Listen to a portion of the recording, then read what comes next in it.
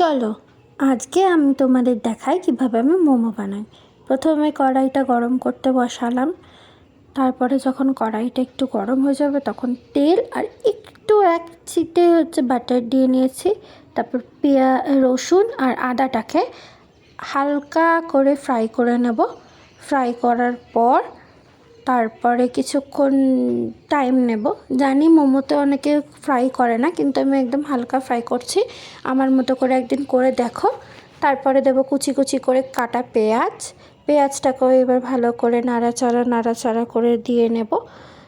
হয়ে গেলে তারপরে কিছুক্ষণ আঁচটা কমিয়ে রেখে লাল হয়ে যাওয়ার পর তারপর দেবো ক্যাপসিকাম কুচিটা দেওয়ার পর আবারও সেই একই প্রসেসে করে নেবো। তারপরে দেবো গাজর গ্রেট করা।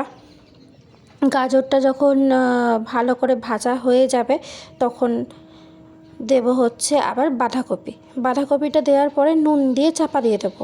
চাপা দেওয়ার পর দেখো অনেকটা এই সময়টা আসবে, তখন ধনে গুঁড়ো, একটু জিরে গুঁড়ো আর একটুখানি নুন, তারপরে গোলমরিচগুলো সব কিছু দিয়ে মশলাটায় ভালো করে মিশিয়ে নেব। আর দেবো তার সাথে সয়া সস দেওয়ার পর ভালো করে আবার নাড়াচাড়া করে নেব।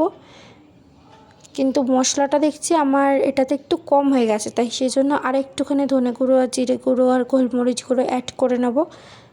ঠিক আছে, অ্যাড করে নেওয়ার পর তারপরে আবার নাড়াচাড়া করে নিয়েছি। নেওয়ার পর দেখছি যে ভালো একটা স্মেল উঠবে। আর সয়া সসটা আবার ধূপ করে হাত থেকে পড়ে গেছে অনেকটা, তোমরা একটু কম দিলেও দিতে পারো, কোনো ক্ষতি নেই। কিন্তু ভালো করে মিশিয়ে নেবে জিনিসটা। মেন স্মেলটা কিন্তু এই সয়া সসেরই ওঠে। তারপরে একটু নুন দিলাম, মা টেস্ট করে দিল, মা আবার মিশিয়ে নিল।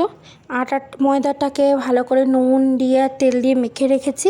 আর এই হলো ব্যাটারটা। আর এরকম বড় হাঁড়িতে একটা জল নিয়ে রেখেছি।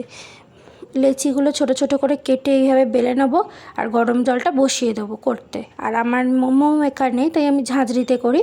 ঝাঁঝরিটা পুরোটা অয়েল ব্রাশ করে নেব। আর দেখো আমি গোল শেপের করছি। প্রথমে এইভাবে দেওয়ার পর আস্তে আস্তে পিঠের মতো শেপ দিয়ে করে নেব মোমোটা।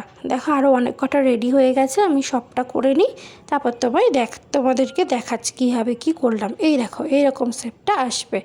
এইভাবে করে পুরো ফুল ঝাঁঝরিতে তেল অবশ্যই একটু ব্রাশ করবে, মানে তোমার সাদা তেল হলেও ভালো করে নিয়ে এইভাবে। আমার তো মোমো মেকার নেই বলে আমি এরকম হাঁড়ির ওপর এরকমভাবে চাপিয়ে দিই। হাঁড়ির জলটা একটু বেশি হয়েছিল, সেই জন্য আমি জলটা তারপরে কমিয়ে নিলাম অল্প করে। কমিয়ে নেওয়ার পর আবার জলটার মধ্যে এবার ওটাকে চাপা দিয়ে হাঁড়ির মুখটা বেশিক্ষণ রেখে দেবো। তারপরে দেখো রেডি হয়ে গেল।